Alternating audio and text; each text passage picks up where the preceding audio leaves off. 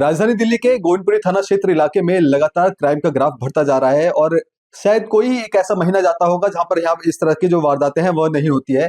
ताजा मामला आपको बता दें कि गोविंदपुरी का ही है, जहां पर एक परिवार घर के बाहर असामाजिक तत्व शराब और नशा कर रहे होते हैं, उसका विरोध करते हैं। तो इसके बाद वो लोग फोन करके और लोगों को बुलाते हैं और परिवार के साथ मारपीट करते हैं। पीड़ित परिवार इस वक्त हमारे साथ बातचीत करने के लिए मौजूद है। आपको चोट आई है, क्या कुछ हुआ था, ये पूरा मामला क्या है? रात को खड़े होकर लोग शराब पी रहे थे, 3-4 लड़के। शराब पीने के बाद हमने उस टाइम कुछ नहीं कहा, शराब पी रहे थे, शराबी हैं। लेकिन जब उन्होंने हमारे घर के आगे पेशाब करना शुरू किया तो हमने ऊपर से आवाज़ लगाई, उनको बोला, तो उन लोगों ने गाली गलौज करना शुरू किया। तो गाली गलौज के बाद हम नीचे उतरे तो हमारी हाथापाई हुई। तो उनमें से एक लड़का गिरा, उसके चोट लगी, तो उसने फ़ोन करके और 5-6 लड़कों को बुलाया। तो उन्होंने वो लड़के आए, उन्होंने रॉड्स और डंडे लेके आए थे। तो उन्होंने साथ में एक घड़ी थी के हाथ में, उस घड़ी से मारा हम लोगों को, मेरे को मारा, मेरे छोटे भाई को मारा है, मेरी वाइफ को मारा है, मेरी मदर को मारा है, मेरी बेटी को मारा है, हम सबको मारा उन्होंने। और मेरे माइंड में क्लॉट्स आ गए हैं, तो डॉक्टर ने अब 3-4 महीने मेरे को बेड रेस्ट बोल दिया है। कहाँ चोट आई है आपको? मेरे सर में चोट आई है, यहाँ पे टाँके आए हैं मेरे, 5 टाँके एक जगह आए हैं, 3 टाँके एक जगह आए हैं, 2 टाँके आँख के ऊपर आए हैं। आँख मेरी बच गई है थोड़ी सी, क्योंकि आँख थोड़ी सी और नीचे लगती तो डॉक्टर ने बोला कि आँख खत्म हो जाती है उस टाइम।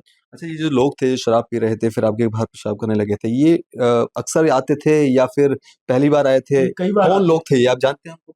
एक लड़का यहीं पे हमारे पड़ोस में रहता है, किराए पे रहता है, तो उसी के साथ आते हैं लोग। कई बार आए हैं यहाँ पे, तो हम लोग नहीं बोलते क्योंकि पड़ोस का लड़का था, खड़े होते थे आके। कभी उन्होंने ऐसा किया भी नहीं। लेकिन कल जब अभी 2-4 दिन पहले 18 तारीख की बात है, तब इन्होंने जब पेशाब वेशाब किया तब हमने बोला गलत कर रहे हैं तो सब बोलेंगे हम। लेकिन फिर उन्होंने गाली गलौज शुरू करी, फिर उन्होंने और लड़कों को बुला लिया। सारा मोहल्ला है यहाँ पे, सब गवाही देने के लिए तैयार हैं। अभी तक उन लोगों की गिरफ्तारी हुई क्या? नहीं, अभी किसी की गिरफ्तारी नहीं हुई। अच्छा, आपके आयु साहब भी आप पे प्रेशर बना रहे हैं कि ये वो लोग हैं, वो गुंडे हैं, वो ठीक लोग नहीं है, इस तरह से आपको भी एक तरह से कार्रवाई ना करने के बदले आप लोगों को दबाव बनाए जा रहे हैं। वो कह रहे हैं कि कॉम्प्रोमाइज करो। अच्छा, क्या आयु का नाम क्या है? आयु राम सिंह नाम है, आयु राम सिंह नाम है। गोविंदपुरी थाना से हैं। तो उन्होंने बोला कॉम्प्रोमाइज कर लो। तो लेकिन हमने पहले केस करना सोचा है कि केस करेंगे तभी उन लड़कों को भी थोड़ा फर्क पड़ेगा, नहीं तो वो तो फिर आज अगर हमने कॉम्प्रोमाइज कर लिया तो कल को उनका बढ़ावा मिल जाएगा उनको। ठीक है, तो देखिए इस पूरी घटना को जो कैमरे में रिकॉर्ड कर रहे थे वो भी हमारे साथ है, उनके साथ भी मारपीट की गई है। क्या नाम है भैया आपका? मेरा नाम नीरज अरोड़ा है। क्या हुआ था, आप उस दिन रिकॉर्ड कर रहे थे, क्या कुछ उन लोगों ने आपके ऊपर हमला किया? कितने लोग थे, किस तरह से हमला किया? जिस वक्त मैं एक्चुअली इस झगड़े को दूर से, मैं क्योंकि खाना खा के रात के 11:30 बजे निकल रहा था, तो भाई साहब जो है मेरे दोस्त हैं, दोनों मेरे दोस्त हैं, because they both are working in the top pharmaceutical company. तो ऐसा नहीं है कि यहाँ पूरी एजुकेटेड क्लास पूरी बैठी है।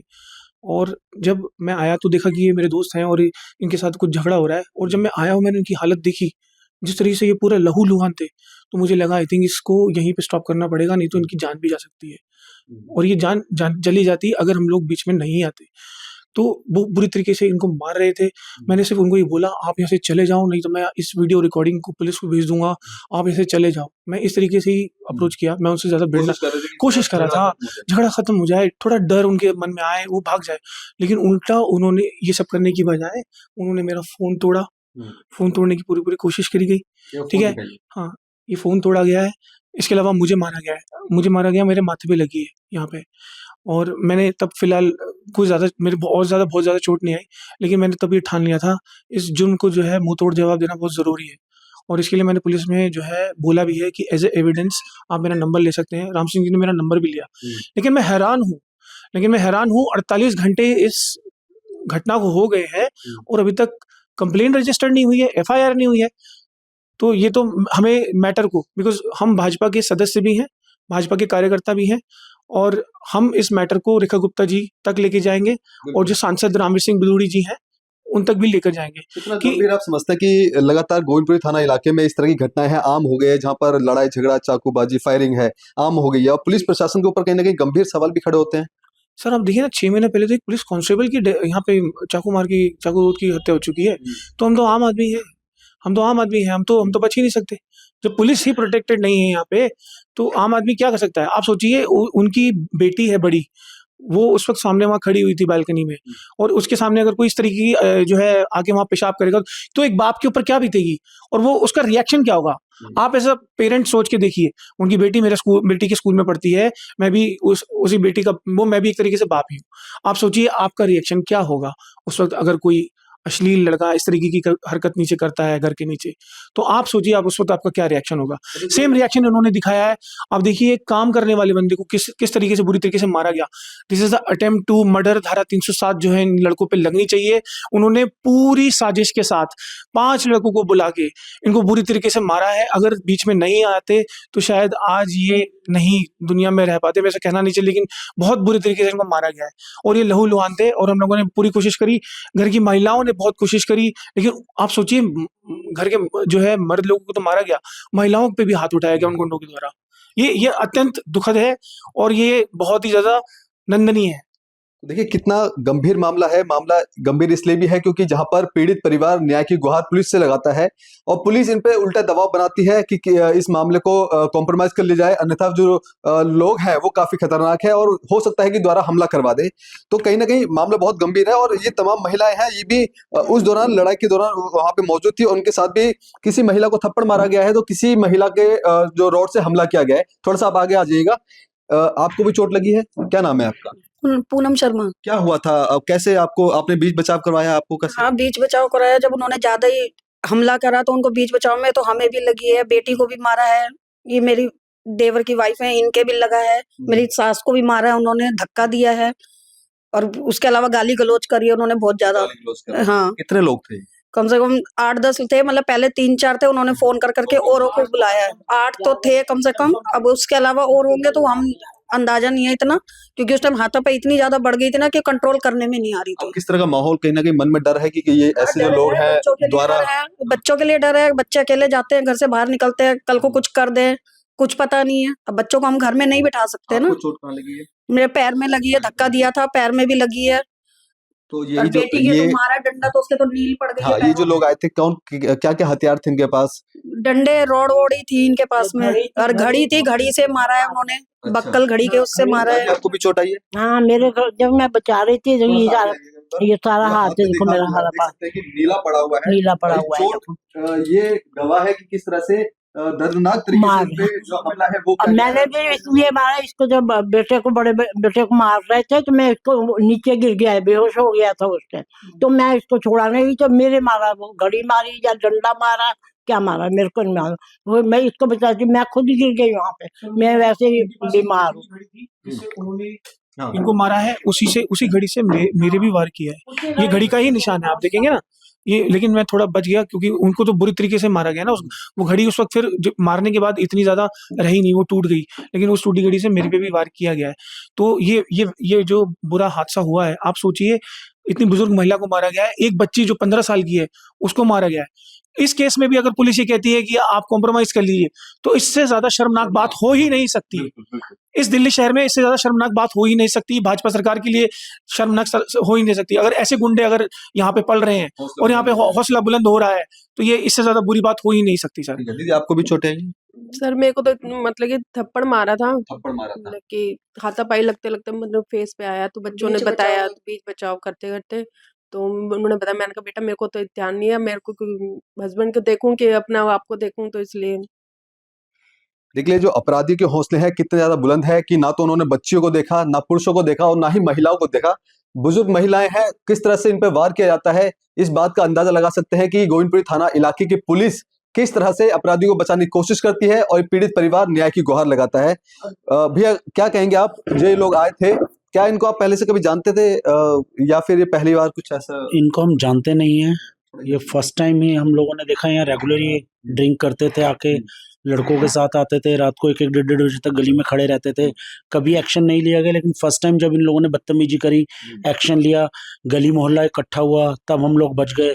अगर गली मोहल्ला पूरा इकट्ठा ना होता तो हम लोगों को मार के ही जाते, मार ही देते, क्योंकि इनके पास लोहे की रॉड्स थे, डंडे थे और इन्होंने बहुत बदतमीजी, बहुत लूज टॉकिंग करी। गली मोहल्ला इकट्ठा हुआ तो हम लोग बच गए। मेरे भी 3 टांके आए हैं यहाँ पे और 2 टांके सर पे आए हैं। तो बहुत खतरनाक तरीके से इन्होंने वार किया, बिना सोचे समझे।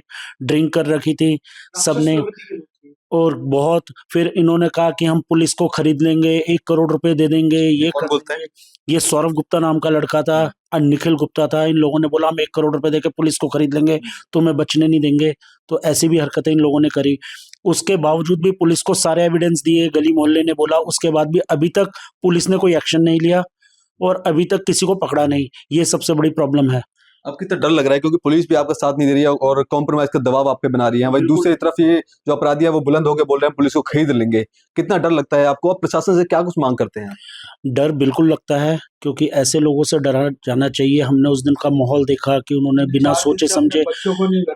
सोचे समझे उन्होंने डंडे उठाए, लेडीजों को मारा, बच्चों को मारा। तो डर लगता है। बच्चे कॉलेज भी जाते हैं, काम भी करते हैं, हम लोगों ने भी काम पे जाना है। फैमिली घर में अकेली रहती है, कल को कोई एक्शन ना हो जाए। इसलिए गुजारिश यही है सरकार से कि जल्दी से जल्दी एक्शन लिया जाए इस पे। उस पुलिस जो आपके आईओ हैं वो लगातार दबाव बना रहे हैं, प्रशासन से कुछ कहेंगे कि ऐसे बीट ऑफिसर जहां पर पीड़ित परिवार एक भरोसा लेकर के जाता है कि पुलिस पे वो कार्रवाई करेगा ढंग से और न्याय दिलवाएगा, लेकिन जब ऐसे पुलिसकर्मी रहेंगे तो किस तरह से आप देखते हो? क्या सरकार से कहना चाहेंगे आप? पुलिस सर होती इसलिए है कि पब्लिक के लिए, पुलिस हमेशा कानून की रक्षा के लिए होती है। लेकिन इस टाइम जो है पुलिस उन लोगों के साथ दे रही है, उन लोगों के लिए बदमाशों का साथ दे रही है। हमारे को कह रही है कि कॉम्प्रोमाइज करो आप, नहीं तो वो कुछ भी कर सकते हैं कल। ये भी पुलिस के वर्डिंग्स है कि आप शरीफ लोग हो, आप कब तक कोर्ट कचहरी जाओगे। और वाकई हम लोग नहीं जाना चाहते कोर्ट कचहरी। हमारे पास इतना पैसा नहीं है कि हम कोर्ट कचहरी करें।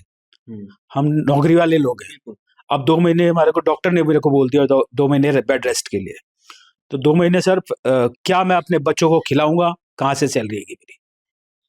तो देखिए, पीड़ित परिवार का साफ तौर पे यही कहना है कि जहां पर इनको इंसाफ की गुंजाइश है कि जहां पर पुलिस के पास जाएंगे तो शायद इनको इंसाफ मिलेगा और जो अपराधी के ऊपर कई जो कार्रवाई है वो की जाएगी। लेकिन पीड़ित परिवार के मन में कहीं ना कहीं डर है, क्योंकि लगातार बीट ऑफिसर इनको जो इनके आईओ हैं, इन्वेस्टिगेशन ऑफिसर लगातार इन पे दबाव बना रहे हैं कि वो सामने वाली पार्टी है, जो गुंडे हैं वो ज्यादा खतरनाक है। बल्कि पुलिस उन पे कार्रवाई नहीं कर रही है, बल्कि उल्टा जो पीड़ित परिवार को डराने की कोशिश कर रही है। लेकिन कहीं ना कहीं सवाल साउथ ईस्ट डिस्ट्रिक्ट के डीसीपी साहब के ऊपर भी खड़ा होता है कि आखिरकार इस तरह के पुलिस का रवैया है और ये पीड़ित परिवार किस तरह से इंसाफ लेगा। और ऐसे में 48 घंटे से ज्यादा का समय हो चुका है, ना तो उनकी गिरफ्तारी हुई है, ये आरोपी कहाँ है इस बात की भी कोई जानकारी नहीं है और अभी तक कोई शिकायत दर्ज नहीं की गई है।